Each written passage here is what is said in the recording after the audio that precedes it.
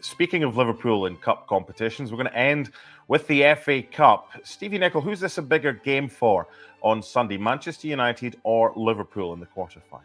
Oh, easy peasy, Man United. No question.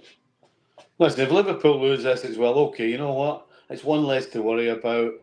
It is Man United away, you know. It's not inconceivable that you lose at Old Trafford. But guess what? We've got the Premier League and the Europa League to look forward to, so that's okay. If you're Man United and you're elbowed out of this competition, where do you go from here? Nowhere. Your season's pretty much done because you ain't getting in the top four. That's for sure. So your season's pretty much done. If Man United lose to Liverpool, go and book your holidays, everybody. So yeah, absolutely, Ten Hag. This is big for Ten Hag, and he certainly can't afford a drubbing, which it won't be. It's at Old Trafford. It's not going to be a drubbing.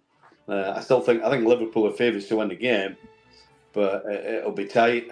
But yeah, this is a big game for Ten Hag, no question. Oggy, he's sitting in his throne in his living room, and he's kind of just saying them, that little team, Manchester United. Yeah, the last time that Liverpool went to Old Trafford, they lost. Oggy, Mohamed Salah pulled one back late, but it was 2-1 to Manchester United. So I think we all agree that it's a bigger game for Manchester United, this one. However, this is one of these, we've just been speaking about potential upsets or shocks. Would it be a massive shock if Man United were to beat Liverpool on Sunday? No, you can't say it'd be a shock if Man United beat Liverpool, because as bad as United have been this season, it's still Man United. They do have some quality players who just haven't performed. But for that game last season, United went into that really in crisis. They'd lost the first 2 games of the season, and 3 games into his reign, Eric Ten Hag was being questioned. But 18 months on, and they're going into the game in some kind of crisis again because they're miles off where they should be. And Stevie's right. If United lose this game, they're in the twilight zone for the rest of the season because they've nothing to play for. Although there is an element they could scrape 5th place if that becomes a Champions League spot. But I don't see Tottenham sliding back to be caught by United or even Aston Villa. So it's a big game for United. Of course it is. And I think with Liverpool, if they're going to start seeing the games mount up, and the priority for Liverpool is clearly the Premier League. They have to win but they want to win the Premier League to see Klopp off and also equal United's 20 times domestic champions. So the FA Cup might get in the way. If they get out of the FA Cup, then semi-final weekend they can get a Premier League game done. I think they're going to go all the way in the Europa League now, so that's going to obviously drain the resources. So it wouldn't be a bad thing to be out of the FA Cup.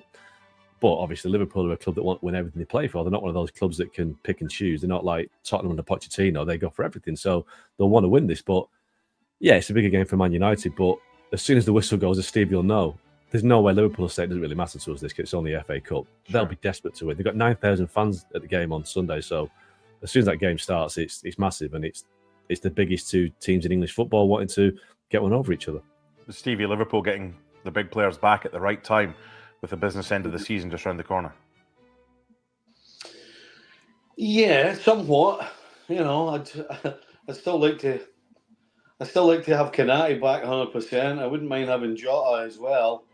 They're getting them back, but it's going to take some time for to pick up from where they left off. I mean, Slobozlai is a good example. He's come back and he's played in a couple of games, but he's not yet near the sharpness that he had before his injury. So yes, they're getting them back. It's a question of how sharp are they going to be when they come back, and how long does it take them to get that sharpness back? Because at the end of the day, we're now getting in the period where you can't afford slip-ups, you can't afford losses, you can't afford to drop points, and that means you have to have not only your players back, but they have to be at it. Mm-hmm. And that for me is the key. As much as getting them back, what sort of condition are they in to be able to produce what we know they can? And Oggy, United getting players back as well, so it's all set up quite nicely for Sunday. Who do you expect back that's maybe been missing for the last few weeks? Yeah, United are getting players back, but they're not as good as Liverpool's that are coming back. That's the only downside because Mo Salah's coming back and Aaron Wan-Bissaka's coming back for United, so there's a slight difference there. So you're looking at Wan-Bissaka, Harry Maguire, Rasmus Højlund. It does give United a bit more strength, but these guys aren't going to be match fit. They haven't played for, in Wan-Bissaka's case, a long time, so it gives them a bit more depth. I think the United's big losses, people like Lisandro Martinez at the back. He brings a lot more kind of calm and composure. But, if United can get the injured players back on the pitch, looking like they're fit enough, if Rashford performs, if Bruno Fernandes has one of his games where he's more disciplined and just runs off everywhere, they might have a chance. I still think Liverpool are going to win the tie, though. Mm-hmm. All 4 games from the FA Cup quarterfinals live on ESPN Plus in the United States.